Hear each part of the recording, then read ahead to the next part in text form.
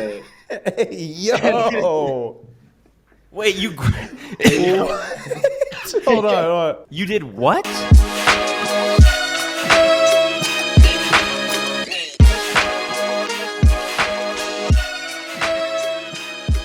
One of today's sponsors of the podcast is FreeFlow. FreeFlow is a marketplace to connect with vetted blockchain developers. Next time you're building a project in the Web3 space, anything from minting dApps to DeFi protocols or even blockchain games, FreeFlow can help you do it safely and efficiently. Start by joining the FreeFlow Discord, and one of the very friendly admins will greet you. Share what tasks you need completed or what you're interested in building, and they will connect you with vetted developers right then and there. All FreeFlow developers are vetted for their technical skills, reputation, and identity. Once you decide who you'd like to work with, they can organize work agreements and even offer secure payment methods to ensure your projects always run smoothly. Don't leave your next project up to chance. Build with people that you can trust. Join their Discord server today to get started working with some of the best devs and talent in the Web3 space. Links included below in the description to check it out, guys. As always, please remember that FreeFlow and all other sponsors of the podcast are sponsors and thus have a material relationship with the podcast. Make sure to do your own research before investing in anything. What's going on, guys, and welcome back to NGMI, the Web3 show,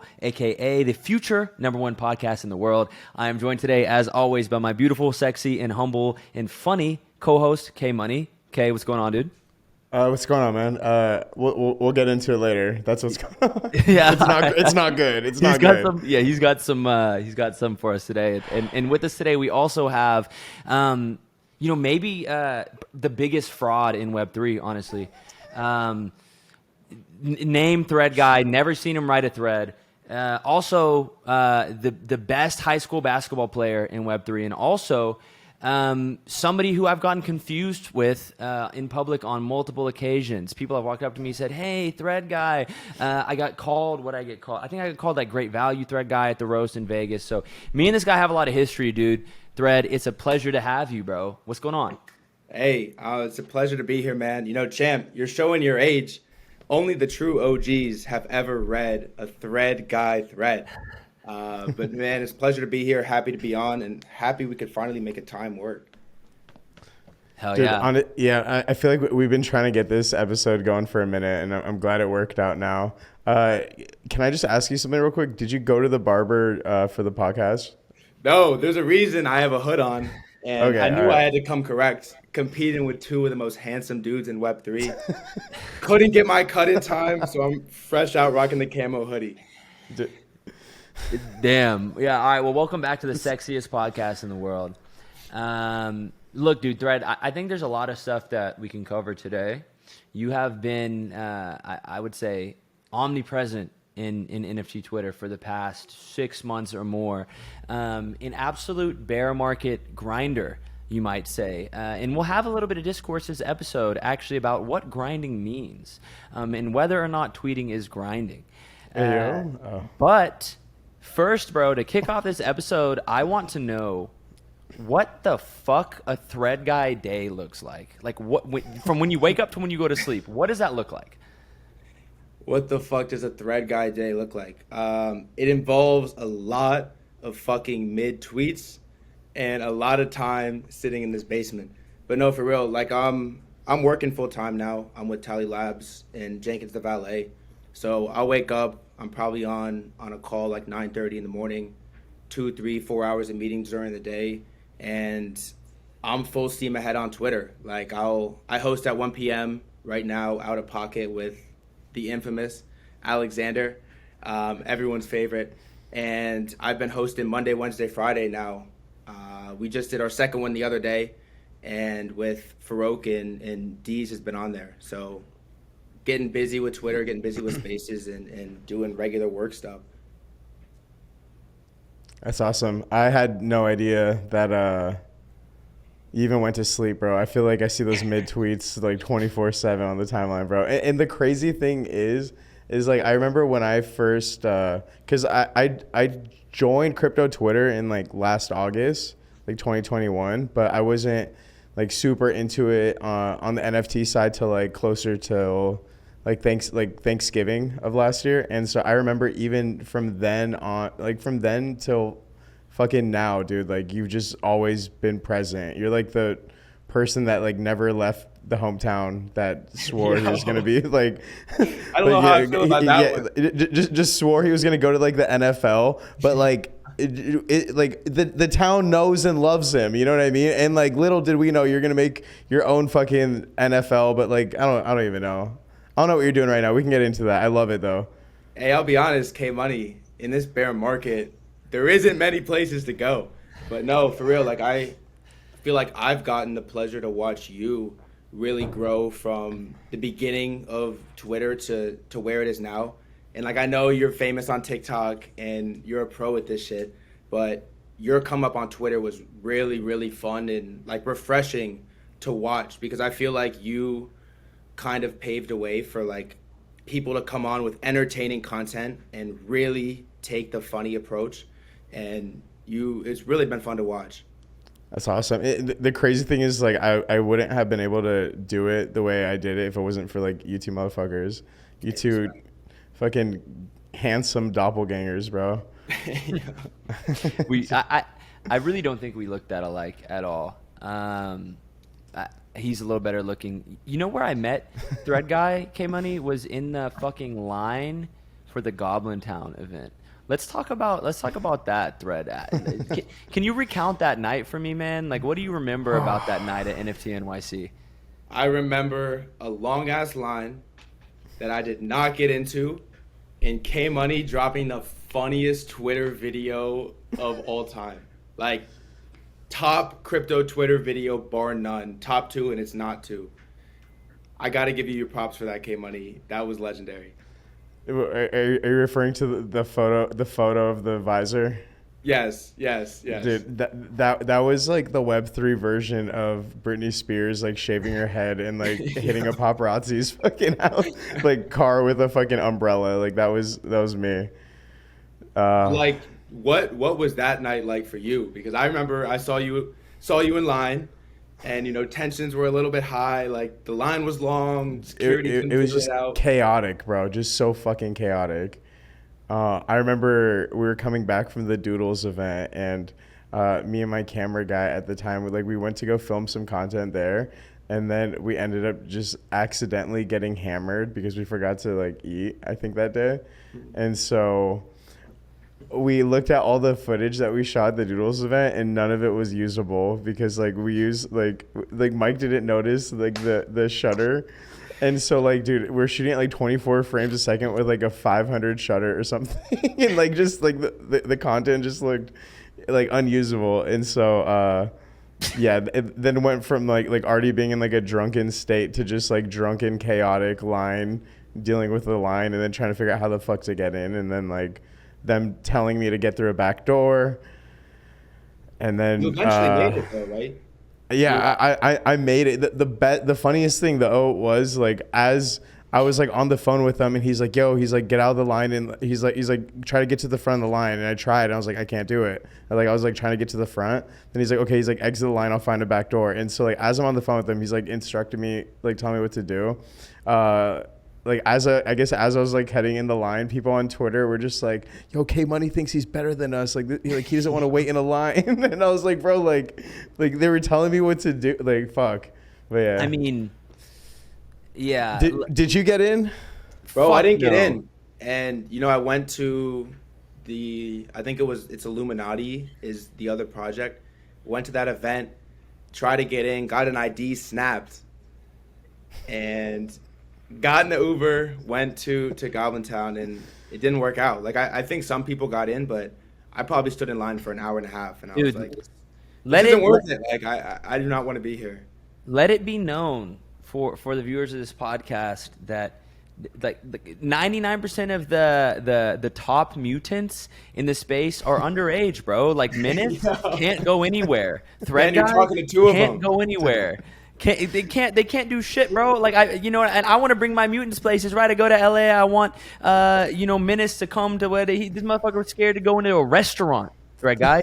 He was scared to go into a restaurant. He was like, "Yo," he's like, "What if I can't get into the restaurant?" And like Champ's like, "The restaurant?" And he's like, "Yeah." He's like, "Dude, like it's a fucking restaurant. Like, wait till you try to order a drink at least. Like, I think you can go eat." That's what Dude. in here, dude. I have a story about that too. It's the all access pass, man. And by the way, we've tried to avoid talking about, just so you know, Thread Guy, the Goblin Town situation, out of respect for Kevin for some months now. But at this point, we're talking about everything this episode. Hey, it's a safe Sorry, space. Kevin. Hey, Yeah. it's a safe space. It's the Drees' safe space. But look, so we're in, so for anybody who's watching this that didn't know the context, what we were just talking about was NFT NYC, the Goblin Town event, which preceded K Money's Britney Spears moment on Twitter, where he posted a picture of him peeing on a visor, and people were sending threats. We were in New York City. It was crazy. It was scary. It was not good. But I was just in LA. Peak NFT Twitter though. Yeah, was crazy. Kind of, yeah. Fucking crazy. But then so Threadguy and Menace to Society, if you're on NFT Twitter, you know both of them, right? They're two of the most infamous mutants. And I was just with Menace in LA, and we were at we're going to this restaurant, Thread. We're literally going to a restaurant, like a regular restaurant, like a Mexican restaurant, and we're outside, and he's like, guys, I don't know if I'm going to be able to get in. Like, I don't have an ID. I was like, Menace, this is a fucking restaurant, bro. What do you mean? Like, what do you mean, bro? Like, what do you mean you're not doing it? So we go in, and then everyone's ordering like drinks, and they're IDing everybody, right? So I'm looking at Menace. I'm like, oh, no way he's gonna order a drink, right? He starts ordering he ordered like a pina colada or something, like ridiculous, like something like pink gin and I don't know what the fuck it was. Did he do it with like vodka? Yeah. Yes, bro. But Kay was there, and he knows I did this shit, bro. I finessed it right when he finished ordering. What did I do, Kevin? I redirected the conversation somehow. Yeah, so you'd order the drink, and then obviously, she would just take everyone's ID. So like she took mine, she took Champ's, and then like immediately Menace orders. Then right when she's about to ask for the ID, like Champ just looks at her and he's like, "Oh, like so what are the recommendations you have for the menu?" And then like, dude, just completely redirects her, and then she just starts answering him, and then she goes to turn back, and then I'm just like, "Oh, like how long have you been?" Like I just like asked the most like redundant shit ever, and we just fucking like alley-ooped like him into like being able to like order a drink. But like, bro, like the balls on him to be like so scared on the sidewalk trying to get into a restaurant, and then just like the first thing he like speaks to the woman is like the most obnoxious like Starbucks order of alcohol. Hey, it's the Bored Ape privilege, K Money. It runs deep. It's Neither of in all y'all of have us. Bored Apes, though. Neither. Champ knows more than anyone the ape entitlement, the ape privilege. Bro, He always experiences it. Gets brought straight up to stage whenever he requests. It's like a skip in the line pass. Bro, fuck that, bro. I don't want to get brought on stage in you and fucking Alexander's space. I'm just gonna get roasted. you I get kicked off, bro. Fuck that. You request like you do though. Yeah, no, I actually do want to come on stage. I mostly want to come on stage so I can. Hey, yo, sorry. I mostly want to come on stage so I can just talk shit to Alex and Bark, but I haven't been in a while. But let's talk about the Twitter Spaces, bro. You're hosting Twitter Spaces with Farouk now. You just hosted a space with Deez, one of the most like legendary figures in the NFT space, who, by the way, is really good friends with M Shadows, who we just shot a podcast episode with, and big onboarder in the space. You're doing weekly, or not even weekly, way more than weekly podcasts with Alexander, which is, not podcast spaces, which are like the most popular spaces on NFT Twitter. How did you get here, bro? Like, because I remember coming across your profile whenever you were small and would just post little funny tweets. Like, how did you end up hosting all of the most important spaces on NFT Twitter? Yeah, it's a good question. It really did just start with tweets, and it was as one-dimensional as possible. And honestly, it was in a time where that was okay, and like that's what the market needed, and like it was peak bull market euphoria, and people just like wanted something because it was 24/7. People were trading, and people were stressed out, and people were just on it, and there was like way more consumers than there were suppliers of content, and so it definitely helped me out a lot early on. And I don't know, I feel like the natural transition as a writer, as a shit poster, as someone who isn't talking, is to add the audio part, and spaces are obviously big in Twitter, and podcasts are just like a professional networking thing you have to do. Like talking on stage, public speaking is something you need, and definitely an attribute I didn't have. So I went to Twitter Spaces, and who better to do Twitter Spaces with than Alexander? I mean, he's completely changed the game on how people approach crypto Twitter in a sense, not just Spaces. Like it runs deeper than that, and that definitely helped me a lot. You know, because we co-host, but Alexander's the host. I show up, respond to his dumb takes, and it definitely was like an easy transition. And yeah, I just started hosting. We probably hosted two spaces now. Without Alexander, it was with Farouk was on one, and then Deez was on the other. And it's dope. Like I really enjoy spaces. I want to host more. I want to do these podcasts. Like I think it adds an element and builds a connection that you can't get on the Twitter timeline. And that's really the biggest thing for me. If I'm here to grow and expand my brand, my network, my connections, this was the obvious transition. So it's been dope.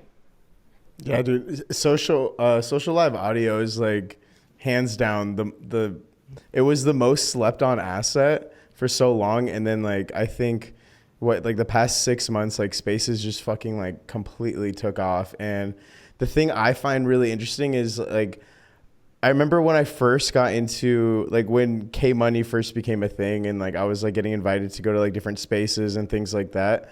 I remember at first they would always just feel like, you know, just like shitty spaces. Like, I don't know, like it just is what it is. Then eventually I would do like some projects would ask me to go in theirs, and I was just like, oh, this kind of feels like a morning talk show or something. And then I don't know what it is, but like when you and Alexander started doing your spaces, like that was the first space that I like listened to, and I was like, this feels like just a show, like not even like a radio show or something like that. Like it just felt like an actual, like I'm like watching like live television, but without like the video on, you know what I mean? And it's fucking entertaining. And I feel like you guys honestly like created a new meta for spaces. Yeah, like, it is wild how competitive it is now. It's gotten really competitive, and I got to give Alexander major props because we've been hosting for a while now. And a lot's happened since the first time we hosted, 3-4 months ago. But I snagged Alexander when he was already really making moves on spaces. Like those dog walking spaces, it's crazy how fast that hit crypto Twitter and then just like changed the whole landscape. Like it's the same thing I did with K Money. Spaces were exact dead. Same thing I did with Kevin. Yeah, literally, like I just grabbed on and he fucking rode pause out of pocket. Yo, wait, you? Hold on. You did what? You grabbed onto what? I said the coattails, I think, or at least that's what I was thinking when I was saying it. But he's really changed the whole scene, and it's dope because I feel like, we say it a lot, iron sharpens iron, and the spaces were dead and they sucked. And respectfully, now we're all respectfully. better. Respectfully. The information. Respectfully, they were terrible. Yeah, respectfully. It's like you could say the worst thing ever, add respectfully, and it feels like it's okay. Yeah. Dude, you're such a piece of shit. Respectfully, though. Respectfully. Yeah. It's almost like JK unless. Unless. Who... Threadguy, what would you say to, because I see these people, there's a lot of them, okay? What would you say to the folks who get on Twitter, I see them in group chats, I see them in replies, right, and are like, these capitulation spaces are ruining the space. They're bad for the space. What's your response to that? Yeah, I see it a lot, and it even goes deeper than capitulation space. It feels like this whole new wave of bear market active users on crypto Twitter are funny. Like they post a lot of memes. They like to shit post. There's a lot of low IQ content. There's a lot of engagement farming, a lot of crap, a lot of funny shit. But people don't like. There's a whole crowd that is really against it, and they're very anti. They think it's the low IQ, lack of education. That's you know what it is? It's literally 2016, and like we're all mumble rap. You know what I mean? And then like everyone complaining about everyone complaining on the timeline. They're just like, oh, like they don't have bars, and like it's like Lil Pump pulls up and they're like they can't even fathom that we're listening to Pump and Lil Xan. But yeah, exactly. It was in 2016. It was hot. And like what I say to that is these are honestly the people that are saving crypto Twitter. Like nobody's here. 80% of people are gone. The people that are complaining about having no content and the content sucks, yada yada, aren't posting anything. They're not putting any work out. And the people that are staying active, like showing up to spaces, like liking tweets, engaging, still making connections, are that group of people. And we're kidding ourselves if we pretend like the real adoption case isn't number go up and the market pumps. And we're in a bear market. Everybody's gone. The money's gone. The liquidity's gone. The volume's gone. The participants are gone. When it's back, the content will get better because it gets more competitive. Like I feel like we saw that on Spaces. For an example, the content got better. The attention was getting sucked up, and people had to improve in order to get eyes on their spaces, in order to get views. And that's what we're going to see on the timeline, in my opinion. I think these are the people that we need to lift up and support because they're the ones that are here when no one else is. Dude, it's crazy. It's crazy how much, because like obviously I think the past week, like what the market's up like 10%, 15% or something. And dude, spaces are packed again. Like I remember, I think it was like today after, because like I remember we ran a space earlier this morning, and I think, dude, how many people did you have in your space? Was it like 700? There was a lot. You know, K-Money pulled up and started talking, and I was watching it just fucking. Dude, you kept talking, it kept going up. Bro, the crazy thing is, like, I remember at one point I like exited the space and I looked and there was just like 7 other spaces going on, and like most of them had like 200 people in them like at a time, and I was just like, yo, like, is everyone back just for the pump? Yeah, I'm here for it. And I can only imagine what it's going to be like when the actual bull market's back. Dude, exactly. And you know, Elon just bought Twitter. Like things are kind of looking up for the content in the Web3 scene, in my opinion. Same. We'll see. Yeah. No, y'all are absolutely right, dude. Like spaces have been on a tear, and content has gotten more competitive, right? And you can say whatever you want about, you know, Alexander Spaces, but at the end of the day, what he does do well is run a show, right? It's theatrical, it's performative, and it requires effort in organization. And I've begun to see, I think, more people do that in Twitter Spaces and create content in an intentional way at a higher standard, as opposed to just sitting there and just saying random shit. I know I can think of a couple examples at the top of my head that I think do a really good job, but I want to hear from you guys, like, who your top 3 Twitter Space hosts are right now, like off the top. Currently? Yes. Threadguy is my favorite at the moment, dude. That space he hosted last night was amazing, bro. But yeah, here, it'd go like Threadguy, Alex, and Leap. Like this are like my top 3 at the moment. Respectfully to everyone else, respectfully. I hate Liz, champ. You put me in a tough situation. Yeah. But it's got to be Alexander. Like, I don't listen to spaces. I listen to a couple spaces, and whether I like it or not, when 7 p.m. comes around, like, I'm joining the fucking dog walking space, and I'm still there at 9 p.m. when he rugs it and plays the outro song. Like, I can't help but listen to those spaces without fail. They're entertaining as fuck. Farouk and the GM NFT show is dope. Like, the GOAT. Yeah, and I feel like the morning, like, I like the dynamic of a morning show because I can kind of listen to it in the morning, catch up on everything, and kind of get ready for the day. I'm never awake for it. It's like 7 a.m. for me. Like, there's no shot. Yeah. I forgot you live on the worst coast. But they have a great dynamic with Mando and OSF, and they add a level of conversation that a lot of spaces aren't even aren't qualified to do. And the NFT Alpha show has got to be is the third one. Yep. No order. Yeah. Like, that's a great show. Like, they're hilarious. Easy's the GOAT. Like, P.O. Yep. Nick. That's a really good one. For the record, champ, my list was like for everyone. I think that's like next up, like, you know, with like spaces. You know what I mean? Because I think it goes without saying, like the Rug Radios and like the Nifties, like, and even like on-chain TVs, like they're all kind of goated in the space. Yep. Yeah. Who's your list, champ? Who's my list? Yeah, give us your list. Yeah, who's on your list, bro?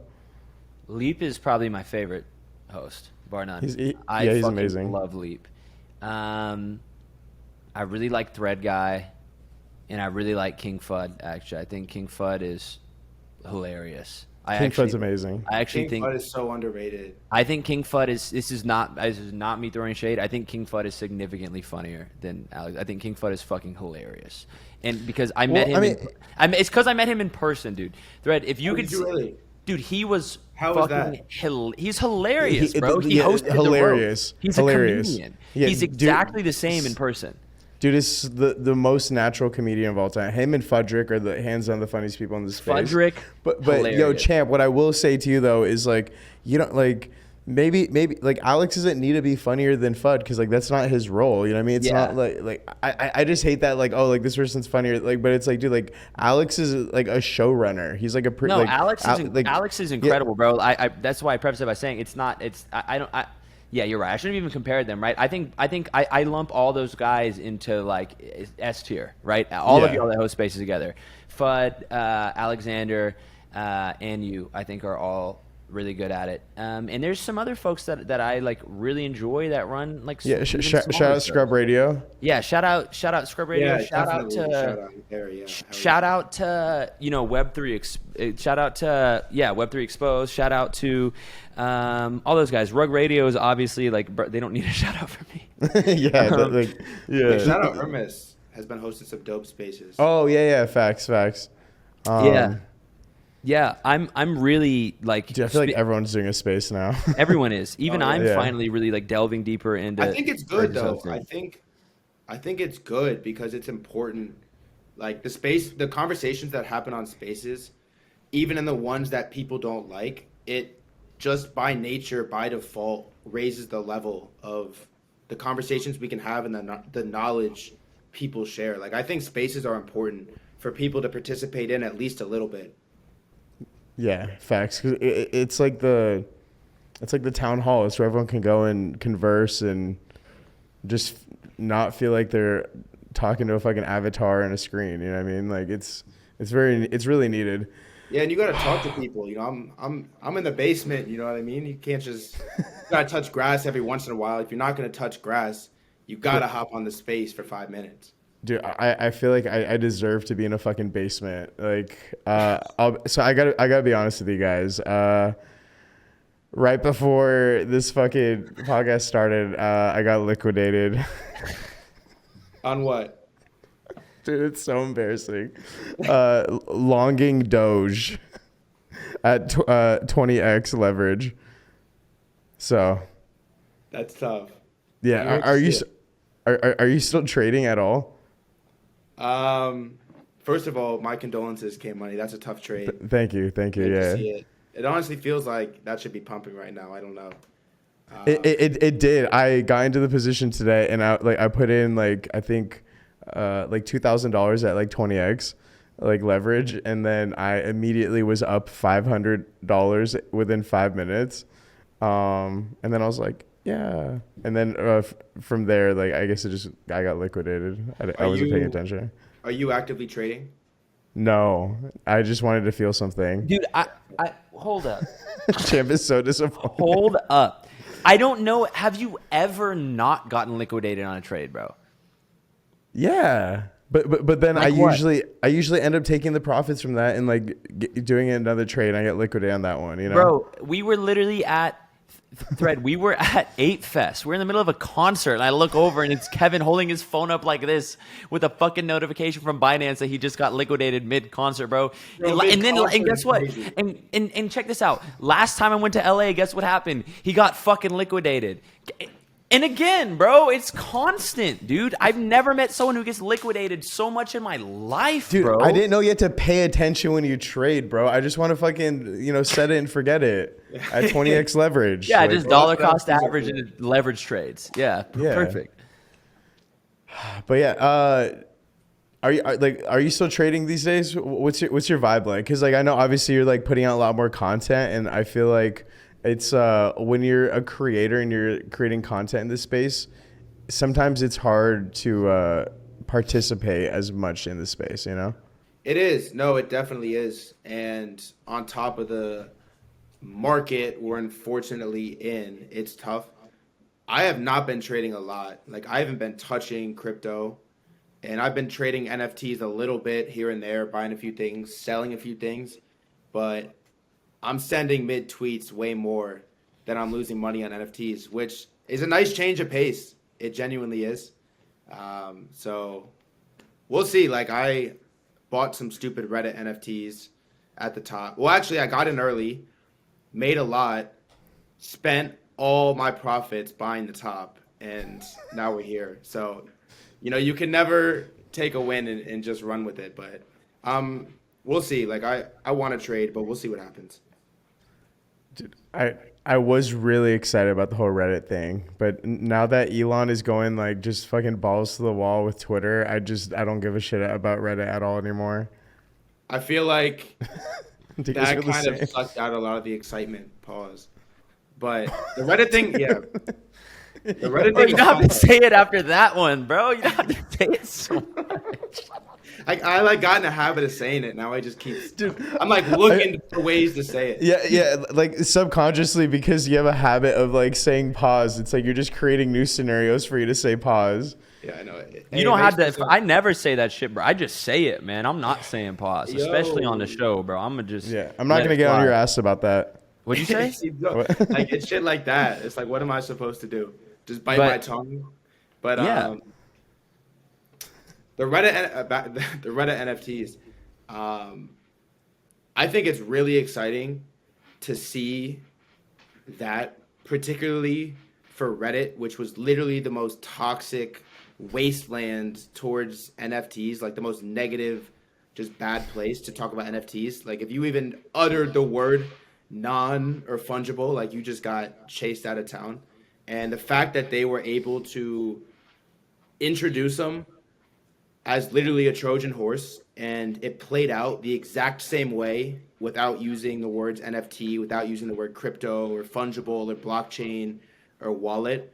I think that confirms everything we're doing, and it adds a pretty substantial onboarding event. That's a win for everyone. Like I don't know what happens to our bags because I bought the fucking top. I don't really care at this point, but the onboarding event is exciting. Dude, it's so exciting. I could not be more excited about it. I'm out in the fucking trenches right now. I'm on Reddit. Hey, and you did a space today. I didn't get to check it out, but I saw it was popping. Yeah, I did. I appreciate it. Yeah, I hosted a space today with a bunch of the like team over at the like Avatar subreddit on Reddit, and like 15 of the artists that did those 30 collections that people are trading right now. Super cool. But anyway, I don't want to just like talk about the space that I hosted, but I do want to talk about the Reddit thing because it's super exciting for me. Right? It's really validating, like you said, because these people like essentially got tricked into loving NFTs because Reddit did what I think a lot of us have been kind of pounding the table about for a while, which is instead of just being like, buy this because it's an NFT, speculative price action, they took and created a really meaningful user experience that is objectively better. Gets artists paid, means that people can trade their like little digital assets instead of just using the Fortnite model and sinking all that money.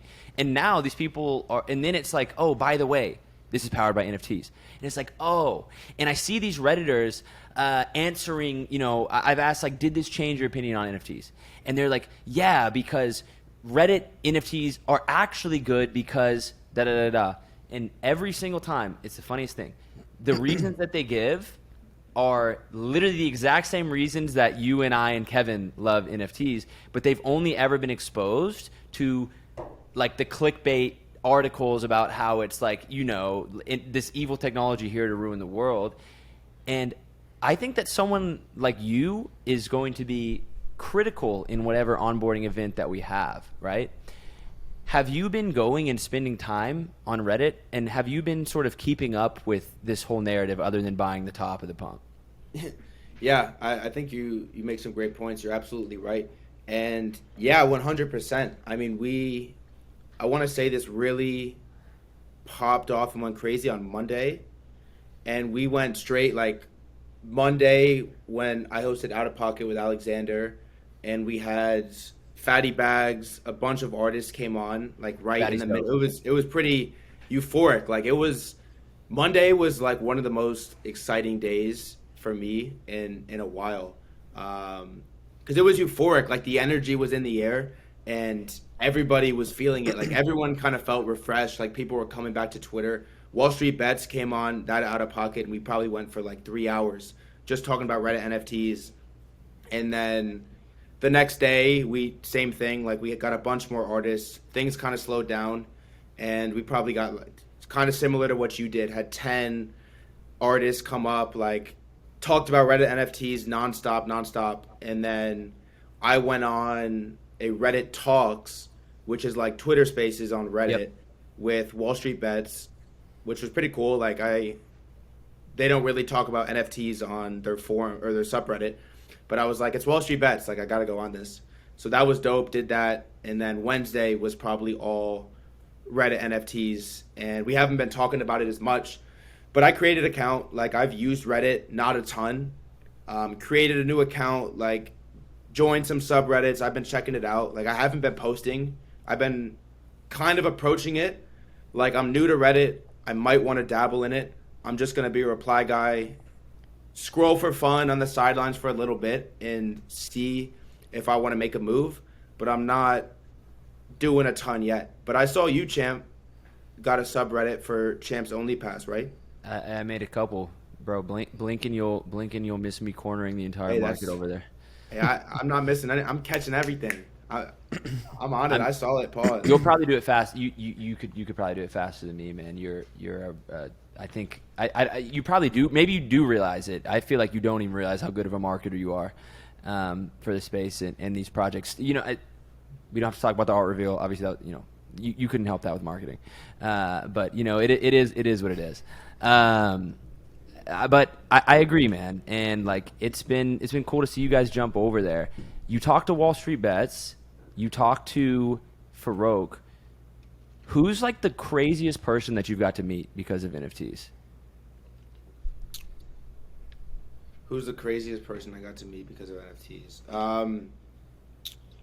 Honestly, like this might be a cop-out, corny answer, but when I joined the space in 2021 and was just starting my account with a full focus on like growing on Twitter, there was a lot of like influencers as a broad term, as popular Twitter figures that do other things in Web3 that I like really looked up to because I thought their content was dope, thought they were funny, liked what they were doing, but also look at someone like that as where I could get through this Twitter thing. And you learn a lot. Like there's nowhere to really go to learn about the NFT culture than NFT Twitter. So in a way, like influencers, they do a lot and they're really important for onboarding. And when I went to NFT NYC, it was probably 9 months, 10 months after I had been really full-time crypto Twitter, never met anyone face to face.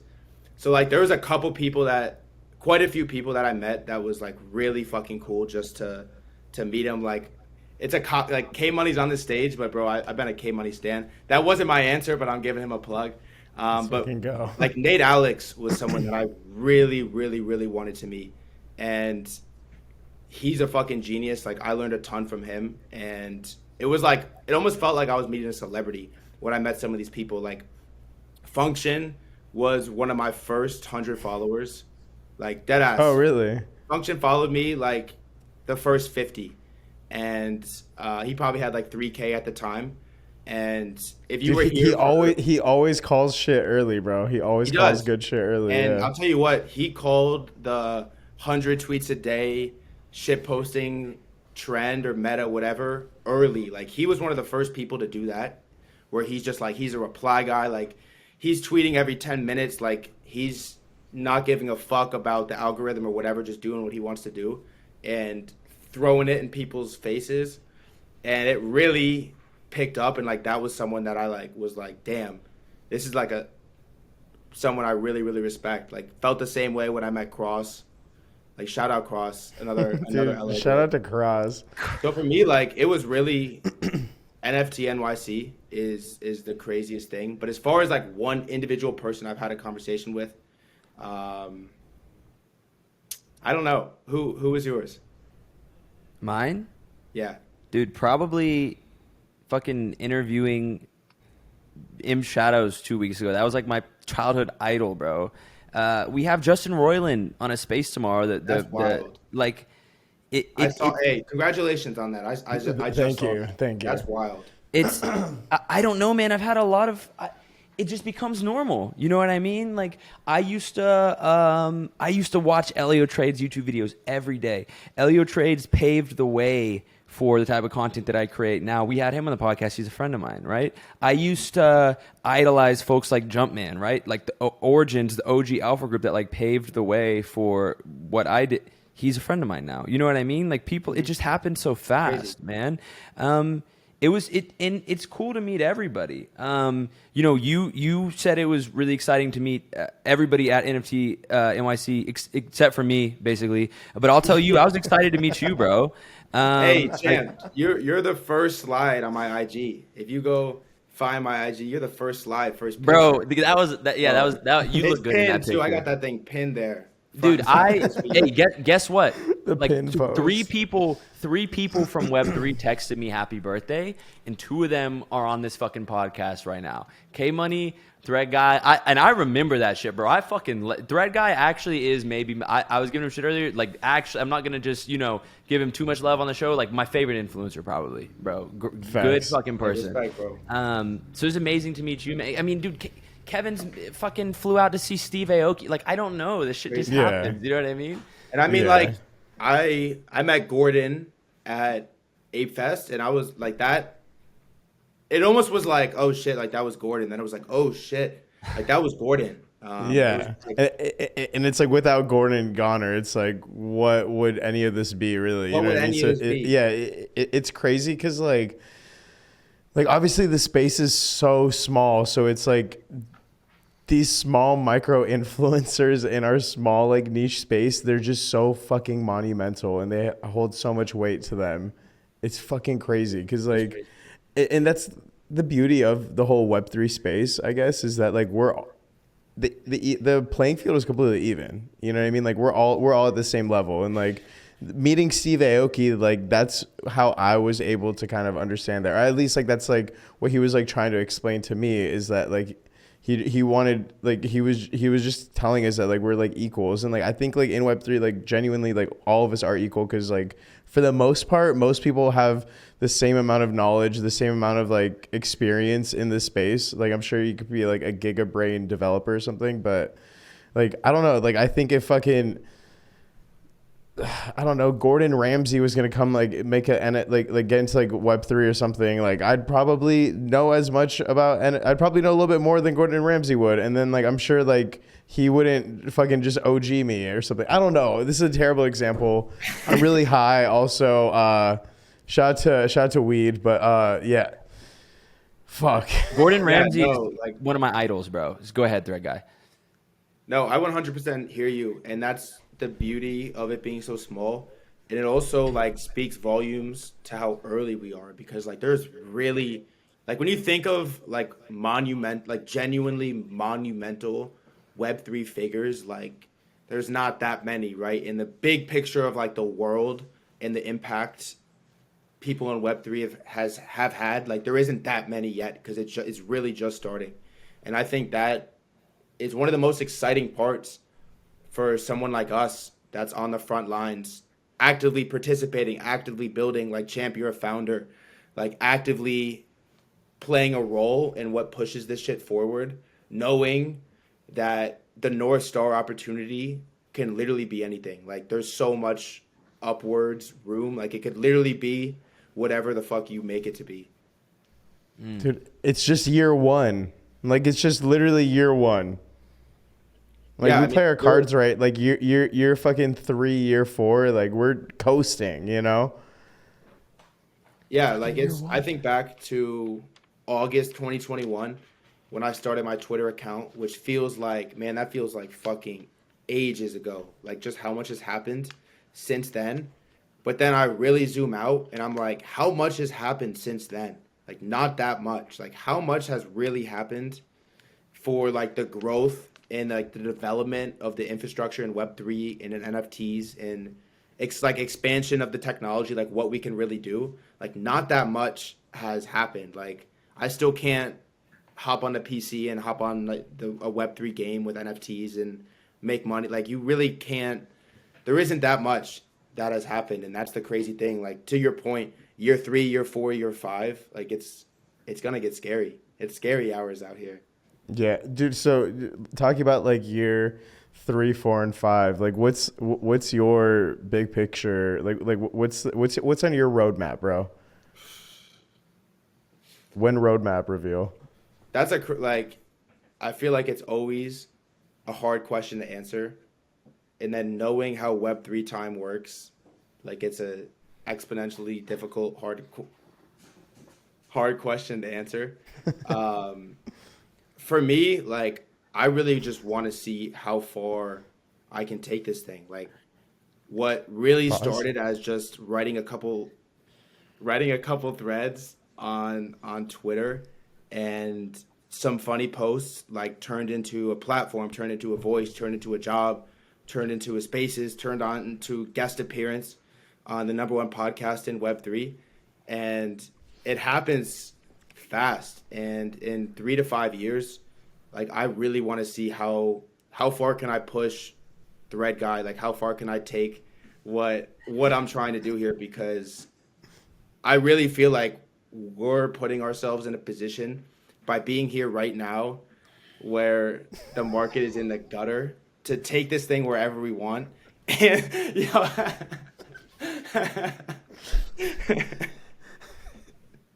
you get what I'm saying, though. You get what I'm saying. Yeah. I want to see how far it can go. Welcome back to the most unprofessional fucking podcast. Dude, the energy is just infectious when Threadguy is on the show, you know what I mean? I wish we were all in the same room, though. I'm not saying pause. Sorry. But That was, oh man, that was a lot. Kevin, keep it together, bro. Sorry. That was a good question. That was a good question. It was. And I do want to know what your future looks like, because you are we have something. One of the things we have in common is being motivational tweeters. Sometimes you're certainly a motivational tweeter, especially lately. You know, there was a bit of discourse today on Twitter between Alexander, yourself, and some of the notable figures in the space about whether or not tweeting is grinding. Okay? Do you consider tweets working? Yes. And that's a hill I'll die on, honestly, because I feel like tweets can be replaced with videos, can be replaced with TikToks, can be replaced with LinkedIn, like Substack articles. It's content. And at the end of the day, showing up and sending one tweet, like that isn't work. That's not grinding. You know, showing up and taking one shot in the basketball court isn't work, isn't grinding. But if you have goals that you're working towards and you're doing this with an intention to grow and to expand and to push your platform, and you're putting out 100, 200 tweets a day, like that's a grind and it's work. And if it was easy, every single person on crypto Twitter would be doing it. And like you could break it down to as simple as, you just put a couple letters in the right combination, posted a tweet, and you went viral. Like you can break it down. You got lucky. The participants right now are low IQ, whatever you want to make of it. But at the end of the day, content is work, and making relevant content that also appeals to the audience and keeping it up with what recently happened, posting it on time and bringing the quality element, like it is not easy to do. And anyone that's tried content, like I'm talking to 2 really impressive creators myself, know that this shit is not easy. And there's a reason some people's content bangs and some people's doesn't. And it shows in the work and the effort put into it. So I think, like, to me, it feels like play. It definitely sometimes feels like play. And I love what I'm doing on crypto Twitter.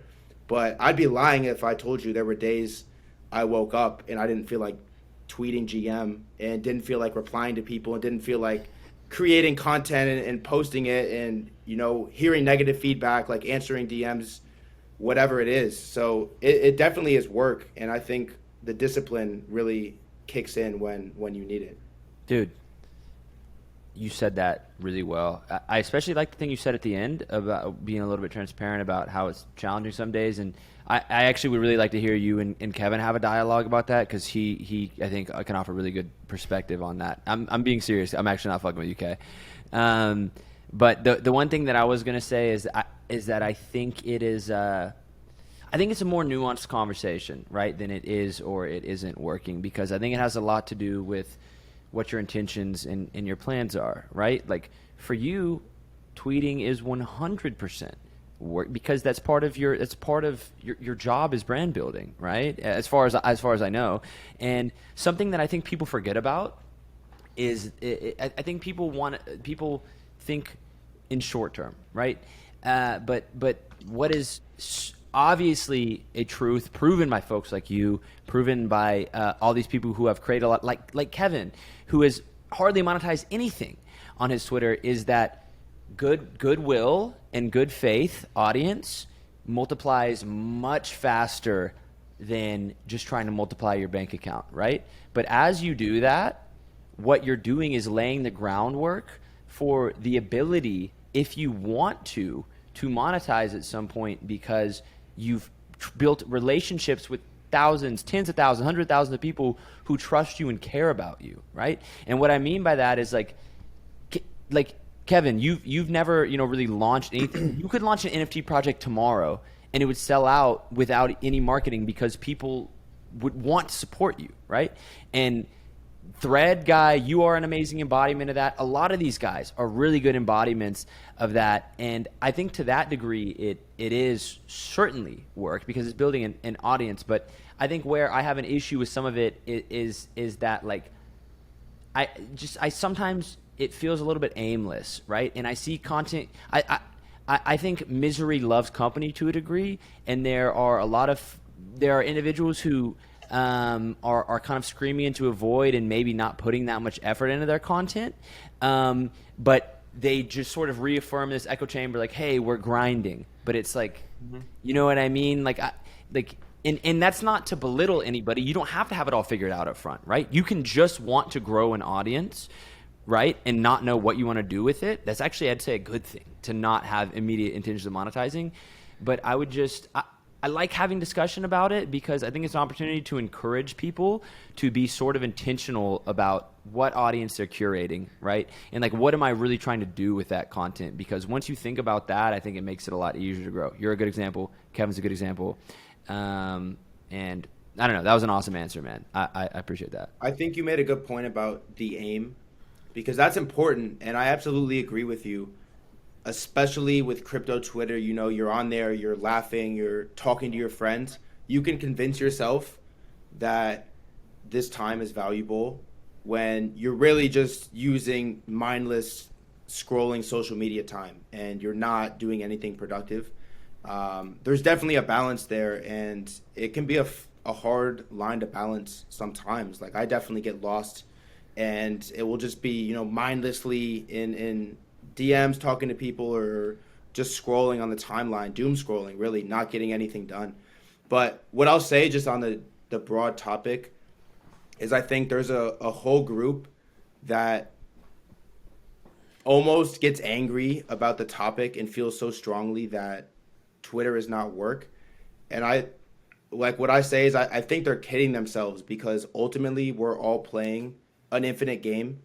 And it's the great online game that we're playing, and it never fucking ends.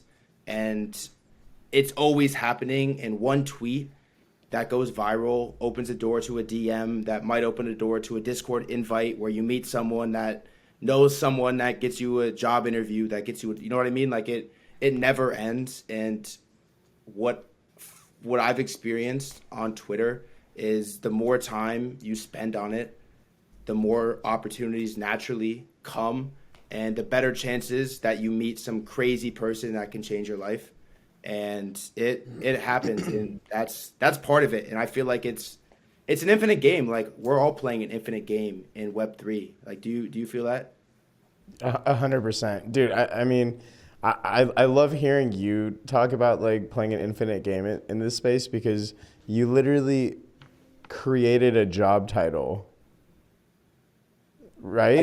I gotta give a D's plug, a D's five Okay. plug. But Dude, but I mean, like you were like the first professional in like that job title, like you paved your own fucking path, and it was amazing because like you did it because you were one like you said, it feels like play because it's something that interests you, and it's something you're like naturally good at as well. So it's something you're interested in, it's something you're good at, and then you like you're very intentional, and I think it always just comes down to like what is your aim. Like I think to like 100% like tweeting is grinding, but if you're like just shit posting and you have no intentions with anything and like just like if you're just an aimless person, then like yeah, like this is just like here's like some aimless shit posting that's not contributing to anything. It kind of comes down to like the individual, but I think like if you're a shit poster or a writer or like dude, like I look at Alex and Threadguy honestly like the same as I would as like a showrunner and like an executive producer in like the entertainment industry. Like it's literally the same thing. Like Alex and Threadguy both have like the same characteristics of what they do on a professional like standpoint, but like just in a different medium. They're literally like putting on a show and they're like producing it and like getting different people in order and like getting different co-hosts and like speakers and guests and like just they're putting on a fucking show. And so like that is a huge skill to have. And I know for a fact you probably never thought like that's what you would kind of like fall into in this space. So that's the kind of beauty of it. It's like if you're enjoying like play, but you're like working and evolving with this space, you're gonna create a new lane for yourself, and you're gonna just like embody that.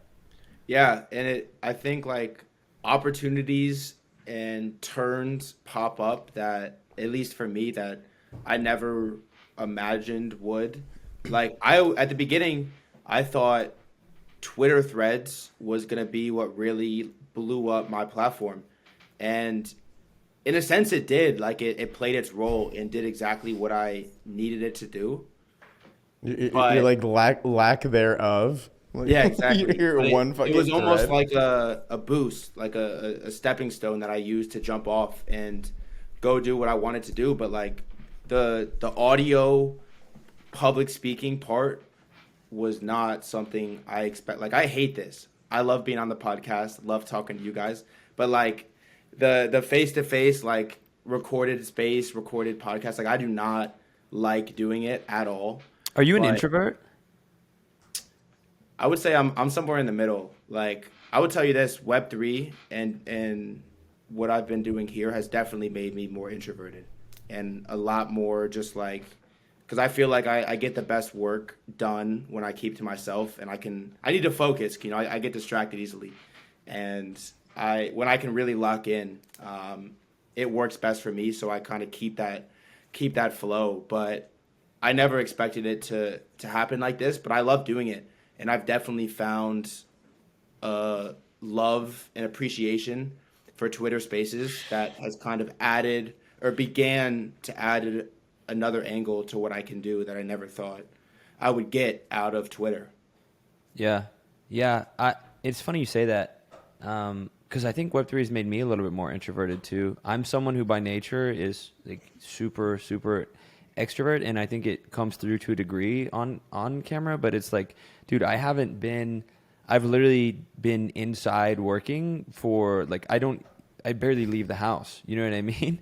Like there are times when I go outside and I'm like, oh yeah, like you know what I mean? Like, but it's certainly People that time. do this. Like this Yeah. used to be a thing. Yeah. It's that time in our lives, though. It is like, dude, you're in your early 20s. Like, even if it doesn't look like it from the outside, from my perspective, dude, you're building a business. Like maybe it's not like a revenue generating business right now, but you're building a brand, right? We all are. But something that you said earlier, like really like kind of struck a note with me when you were talking about like creating content and how you do it. And like it made me want to say something honestly, like that I've never said publicly, but I'll say on the podcast because I think maybe it will help somebody that's watching it. It's not to sound self-important. Maybe nobody gives a fuck, but y'all are my friends, so I'll tell you anyway. Which is that like when I first started creating content, right, and Kevin knows this because I've talked to him about it to a degree, kind of. You know, I first came out and started creating content, and a lot of my content was doing really well, right? Like I grew really fast, and it was you know my everything was just banging, right? And then there came a time, probably like 2 months ago, whenever I was watching, and again, this is me being totally honest, like me watching folks like you, right, and sort of this new meta that emerged, right, like the ministers and the NFT inspect meta, right, like and people and sort of a totally different form of content than I was comfortable creating. And the point that I'm going to end up trying to make here is that the only way to effectively make content is just to fucking be yourself and do what you're good at, like you said earlier. But I watched all of this happen, and I remember, and I made a mistake. I made like the shiny object syndrome mistake where I started feeling worried or like insecure. I was like, man, these guys are going to pass me. Like I have to change. I have to start chasing this new thing and doing this new thing. And like, I started like trying to create content that wasn't what I naturally am good at making, right? Like I started kind of trying to emulate that style, and it did not fucking do well. And I spent probably a month on Twitter feeling like I was like, what am I doing, right? Like I have these followers, but nothing is like, is it all, you know what I mean? Like I was really worried. And then literally probably like a month ago, I was just like, fuck that. I'm not going to think about it at all. I'm just going to go back to doing what I feel like doing and what I think that I'm good at creating from a content perspective. And literally in one fucking day, everything changed and went back to how it was before, and content started doing well again. And I say all that to say that like, I think it's really hard to not do that in Web3, right? There's going to be another meta. You know what I mean? And there's going to be somebody else that changes the game again or whatever. You know, maybe these fucking accounts that have 50 people running them, they tweet 20,000 times a day. But I think, I think you probably agree with this, that the only way to effectively grow and make content is to be your fucking self and do what you're good at. Do you know what I mean? Yeah, I first of all, thank you for sharing.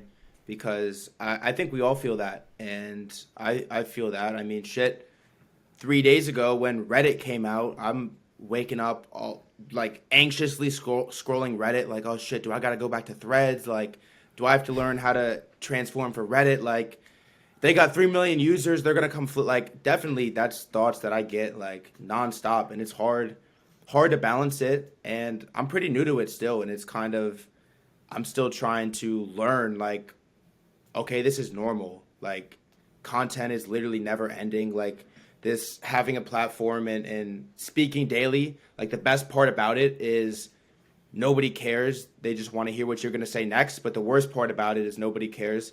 They want to hear what you're going to say next. But, yeah, dude, I really agree with you and respect. Like, you got to stay true to yourself and do what you want to put out, because the burnout is real too. And I think you can really burn yourself out by trying to do something you're not, or be something you're not, and worry yourself too much about how you performed that day.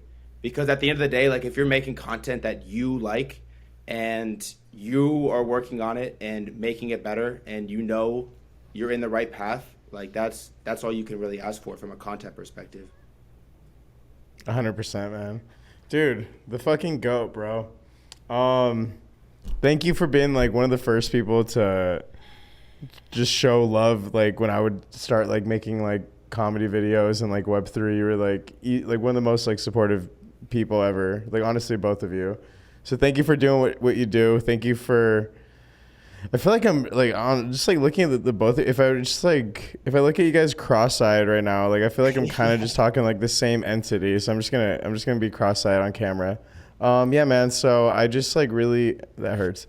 I appreciate you taking the time to come on here. I know you have probably like another space you're like late to, your fourth one of your fourth daily one. I'm not sure what you're doing, but it is amazing seeing you fucking one, just be like this like really funny, supportive like degen in the space, just like one of the OG shit posters, the fucking OG like director of fucking vibes, and then you know what I mean, like you just like blossomed into like a goddamn like just Twitter space fucking beast, and I can only imagine like what you're working on next, man.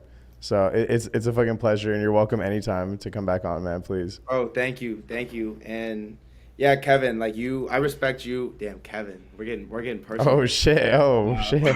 We're getting personal. No, I respect Yes. the way that you did it, because like it was obvious from day one. Like to me, like the first time I watched the video, I was like, all right, like he's got it. He obviously knows what he's doing. It was like I didn't know about the TikTok, but when I found out, oh, he's fucking TikTok famous, like it made sense because you knew what you were doing, and you really stayed true to it and did it the right way. So mad props. Thank you for having me on too. Like this is the hottest podcast out right now. The two GOAT hosts, the two cutest hosts in Web3, two of my favorites. So I really appreciate you having me on. It was a blast. It was a blast having you, man. I will, I'll echo what Kevin said, man. It's good to have you. You're somebody who, like, there's a few people that are like gyms that it's very important that I like preserve friendships with and like the respect of, and you definitely fall into that category. You know, I just admire how you fucking just want to, you're going long on Web3, man, and yourself, and like, just like I said, building that good faith. And we got to do some fucking spaces, man. Thank you for popping in here without even getting a haircut first. I know you didn't want to do it, but you did it. The blurry camera, the hood on, the shiny lights, but you know, we got it out the mud, champ. We're making it work. The episode's going to bang anyway because they fucking love you, bro. It doesn't matter. Facts. They listen to you scream into an iPhone for 4 hours. They don't care. They love you. So appreciate you coming on, man. You're welcome anytime. Banger episode, and it's a wrap, guys. Awesome. It was a blast.